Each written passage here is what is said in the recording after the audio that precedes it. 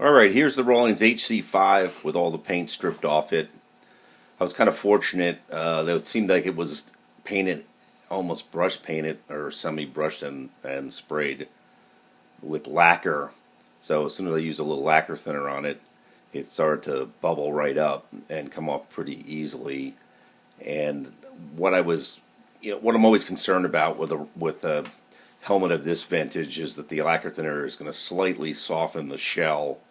So you've got to be very careful, especially around the logos in the back and so forth. So just go a little at a time. And when I basically wanted to get it all out of the crevices and in the inside pieces, and once the vast majority, the open surfaces still had the paint on it, I could just go with an orbital sander and sand that.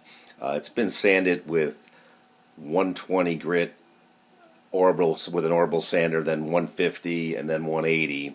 I'll start, if I'm going to leave it natural and not repaint it, which is preferable, I'm going to start with a 240, go to a 320, a 400, a 600, and then start buffing it out and see how it comes up. Usually comes up pretty good. I've had a lot of success doing the clear shell Kelly helmets and McGregor helmets. I've never really tried to buff one of these out too much. I take that back. I have done a Rawlings helmet that was in a lot better shape, and it seemed to buff up pretty good. But you got to be careful with the buffing speeds.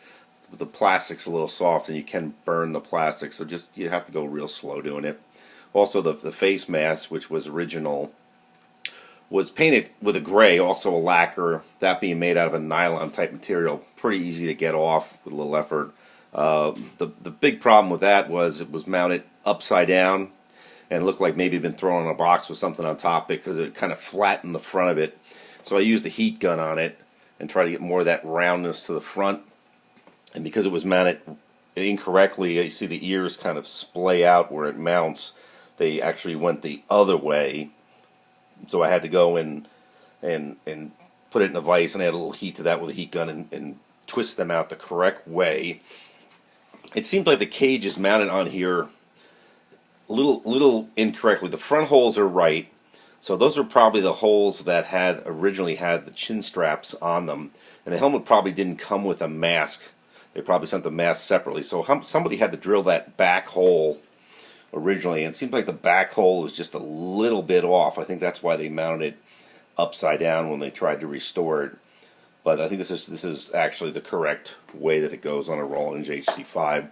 But it's looking pretty good, and we'll post another video when we get it all polished up and show you kind of how that goes.